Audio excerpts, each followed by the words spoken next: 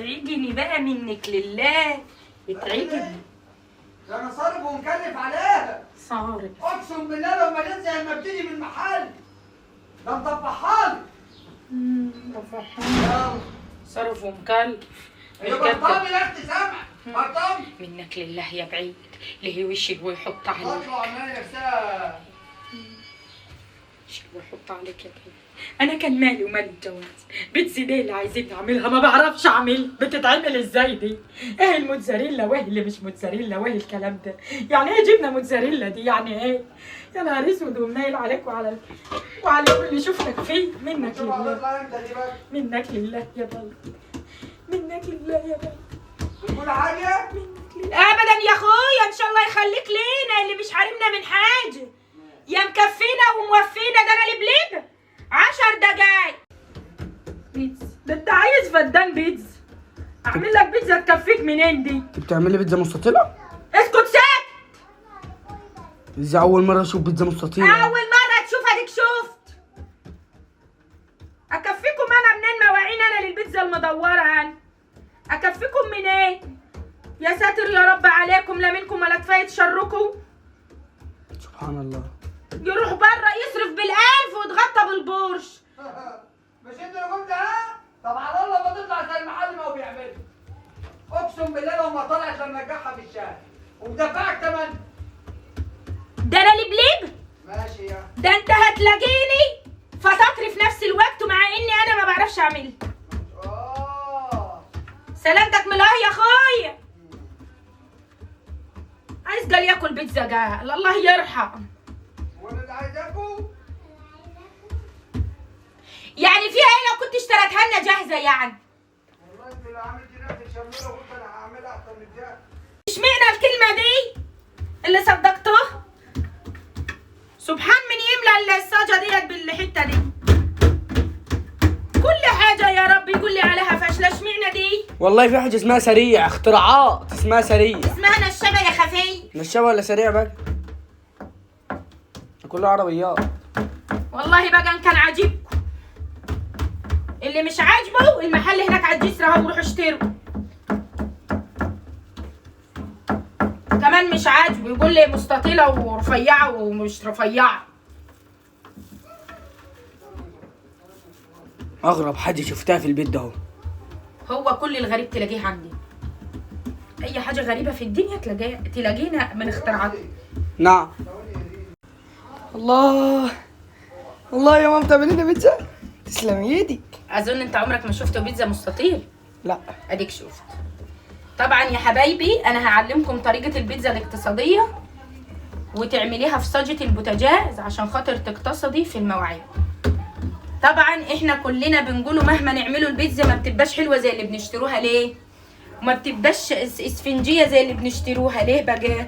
لان احنا بناخدوها من مكان الخمر ونطبعوها على المعون اللي احنا هنعمله فيه البيتزا او هنفرده فيه الخلطه على طول. المفروض احنا طبعناها في المعون اهو، ماشي زي ما انتوا شايفين كده. ندهن المعون زيت ونفرد فيه العجينه بعد ما تختمر ونسيبها زي كده 10 دقايق. يعني كل ما نسيبوها يزيدها حسن. ليه بقى؟ ترتاح والعجينه تاخد راحتها في الخمر لان التبطيط بيقطع خمرها. وبعد كده ننزل عليها بالصلصه. تعال اقول لكم مكونات الصلصه دي.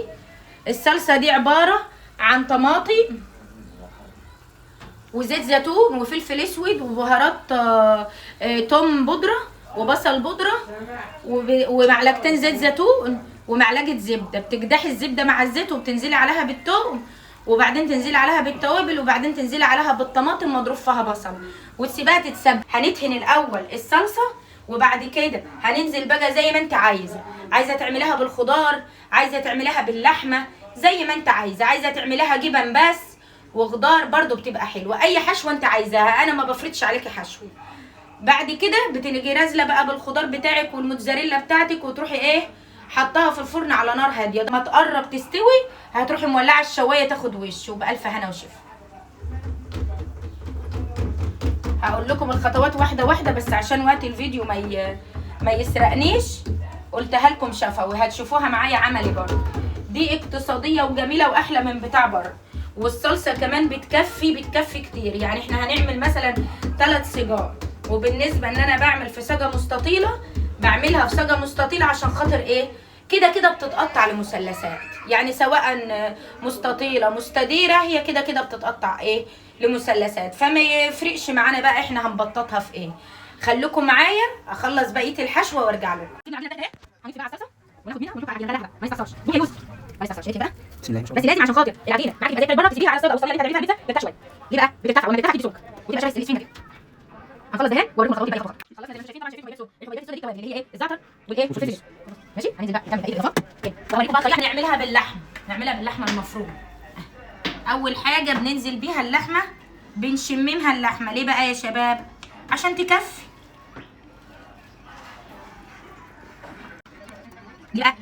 نشممها اللحمه يا شباب. اللحمه غاليه، حتى البرازيل بقت غاليه، حتى اللحمه المجمده برضه بقت غاليه. فاحنا نعمل ايه؟ نقص لحمه، نشممها اللحمه. لان اصلا البيتزا مكوناتها غذائيه عاليه، بيبقى فيها زبده وبيبقى فيها لبن وبيبقى فيها سكر. ايوه غذائيه عاليه. فاحنا بس هنقص لحمه، هنشممها ريحه اللحمه لسه مبلله. مش كده يعتبر كلها لحمه اهي. ماشي؟ هنكمل بقى الوصفه بتاعتنا ونفتح جوه الزيتون. نكمل بقى ايه؟ انا بنحب الزيتون عليها لان انا ببقى ظابطه ملحها. الزيتون بيحدقها بصراحه ويخلي طعمها حلو. ماشي؟ هننزل بقى بشويه خضار اهو. الخضار ده عباره عن فلفل وطماطم. كنت الاول بحط بصل، دلوقتي ما بقتش احط بصل. ليه بقى؟ عشان ما بيبقاش مديها طعم قد كده، ولا تبقى لقمه بتصن. هي عيال البيتزا المزرعه. ده مش المزرعه، هي عندنا سبطين. العجينه الباقيه هنعملها بيتزا رول تقريبا كده. يمكن ما يكفيش الطبق التاني لان الطبق ده غرقناه مزرعه.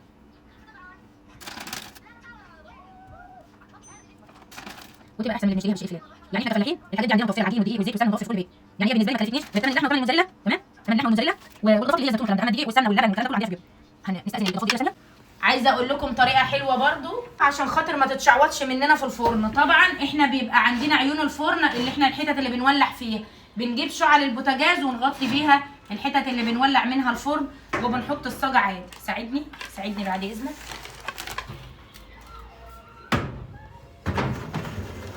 بنروح سايبينها كده ومولعين الشوايه ومولعين البطن ونسيبها تلت ساعه. اول ما نلاقي قعرها احمر نيجي رافعينها شويه عند الشوايه، وهوريها لكم باذن الله ما تستوي. شهاب داس على كيس الموتزاريلا خلاها عجينه. دي القطعه اللي فاضله اهي. تعالوا اما اوريكم اللي جوه الفرن قربت تستوي اهي. عايزه اقول لكم ريحتها جميله. عايزه اوريكم بقى اللي اتبقى من العجينه عملته بقى ايه زي ما انتم شايفين. وادي تالت صينيه وفاضل اخر صينيه ان شاء الله هنعملوها بعد دي. ايه رايكم في الكومنتات بقى؟ صلوا على النبي وادعوا لي دعوه حلوه وقولوا لي بقى طريقتي حلوه وانتوا بتعملوها زيي ولا لا.